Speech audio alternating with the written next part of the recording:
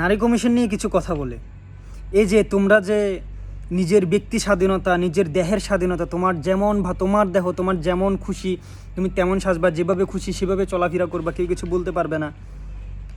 Okay fine, তোমার থেকে যদি যেমন মনে আছে তুমি উলঙ্গ হয়ে চলো, সেখানে যদি কেউ যদি কিছু যদি বলতে যদি না পারে, তাহলে আমার এক বোন যখন হিজাব পরে স্কুলে যায়, কলেজে যায়, তখন তাকে পরীক্ষার হলে ঢুকতে দেওয়া হয় না কেন? এটা কি তার স্বাধীনতা না? তার দেহ, তোমার দেহ যদি তুমি উলঙ্গ করে রাখতে পারো, তাহলে তার দেহ সে কেন হিজাব দিয়ে কেন ঢাকতে পারবে না? তাকে কেন তোমরা জঙ্গি বলবা?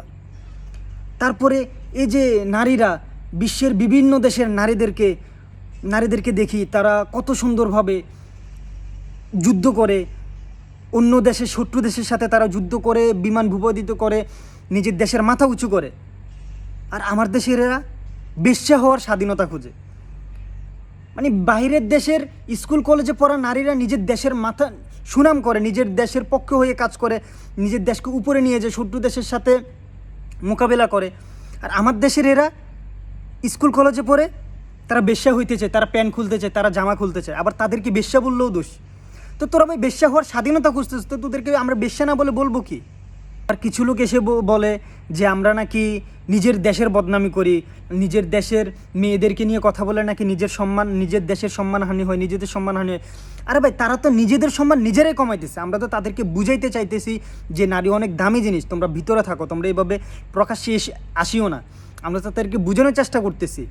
তারা তো নিজেদের সম্মানে নিজেরা রাখতে পারতেছে না। বিভিন্ন দেশের মধ্যে যেখানে নারীদের অবদান অনেক বেশি দেশের ক্ষেত্রে, আর আমার দেশের নারীরা সেখানে এসব উলঙ্গ বেশ্যা হওয়ার স্বাধীনতা চেয়ে নিজের দেশের সম্মান নিজেরাই কমাইতেছে। তারপর কিছু লোক এসে দালালি করতেছে যে আমরা তাদের কথা বলে কেন শুধু শুধু পৃথিবীর মধ্যে নিজের দেশের সম্মান কমাইতেছি। সম্মানকে আমরা কমাইলাম নাকি তারা কমাইতেছে? আর এই যে বিশ্বের মধ্যে যেই নারীরা এই নিজেদের স্বাধীনতা চেয়ে উলঙ্গ হাঁটতেছে, কিংবা হাফ প্যান্ট পরে, জিন্স পরে, তাদেরকে তো অন্তত দেখতে একটু রুচিসম্মত হইলেও হয়। তাদেরকে তো অন্তত একটু দেখতে ভালো হইলেও লাগে, যেন অনেক সুন্দর, অনেক স্মার্ট। তোরা বাংলাদেশের যেগুলো আসোস, স্বাধীনতা চাইতেছোস, তো তোদেরকে দেখতে পাই মানে পেতনিও তো তোদের চাইতে ভালো আছে রে ভাই। পেতনির দিকে তাকাইতে তো অনেক ভালো লাগবে তোদের চাইতে বেশি। মানে কেমন রুচি, কেমন তোদের? আর এদেরকে যারা সাপোর্ট করে, এদের পক্ষে যারা গান গায়, তাদেরও রুচি কেমন? তারা কি আসলেই কি পেতনির মতো তো মনে হয় না। মানে কেমন মুখ ভ্যাটকান্না, দেখতে কি খাচ্চরের মতো লাগে। পরে গিয়ে আপনারা বলতেছেন যে এই নারী যেই দেহ ব্যবসা করে এটাকে দিতে হবে, ওদেরকে যৌনকর্মী হিসেবে আখ্যা দিতে হবে, ওরা কাজ করে টাকা ইনকাম করতেছে। তো এই যে এটা করলে আমাদের সমাজের মধ্যে যে এখন দেখি স্কুল কলেজের ভার্সিটির কিছু মেয়েদেরকে পুলিশে অ্যারেস্ট করে যে ওরা ওই দেহ ব্যবসা করতে গেছে, তো তখন তো আর পুলিশ এই কাজটাও করতে পারবে না। তারা এটাকে পার্ট টাইম জব হিসেবে নিয়ে ফেলবে যে আমি স্বাধীনতা পাইছি, আমি আমার দেহ বিক্রি করব।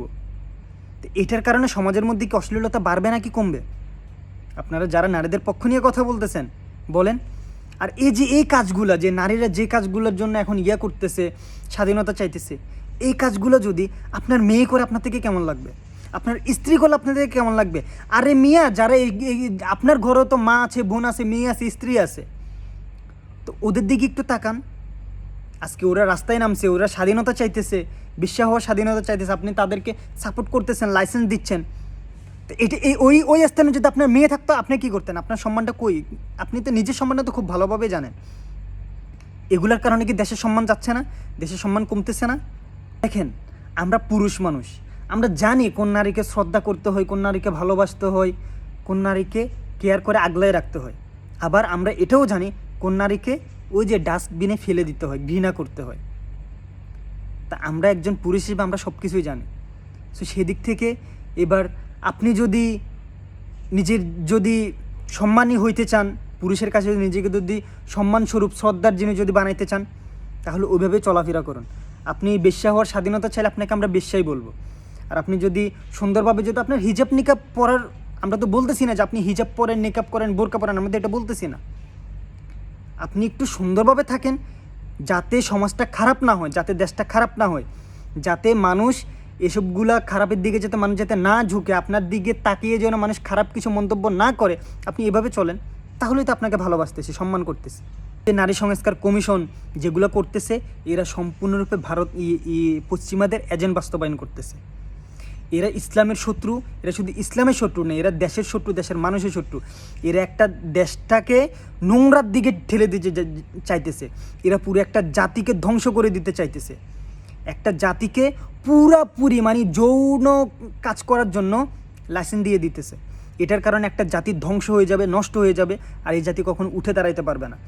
কারণ মানুষের সবচাইতে দুর্বল পয়েন্ট হচ্ছে এইটা, যেখানে টাকা দিয়ে মেয়ে পাওয়া যায়, তাও অনেক রিস্কের মধ্যে গিয়ে কাজ করতে হয়, সেখানেও যদি এখন যদি একেবারে যদি ওই লাইসেন্সই যদি দিয়ে দেয়, সেক্ষেত্রে তো মানুষ রাস্তাঘাটের মধ্যে মানুষ এগুলো করবে, বলবে যে লাইসেন্স আছে, সমস্যা কী?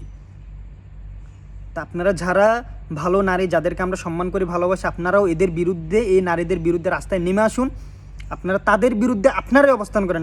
আমরা পুরুষরা যদি অবস্থান করি তাহলে এটা আমাদের বিরুদ্ধে অ্যাকশন নেওয়া হবে।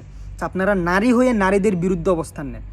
আমরা যেভাবে পুরুষের বিরুদ্ধে অবস্থান নেই কোনো অপকর্মের কারণে, আপনারা নারী হয়ে নারীদের বিরুদ্ধে অবস্থান নেন, যাতে করে আপনার মেয়ে ভালো থাকে, আপনার বোন ভালো থাকে, আপনার মা ভালো থাকে, আপনার প্রতিবেশী, আপনার আত্মীয় স্বজন যেন ভালো থাকে।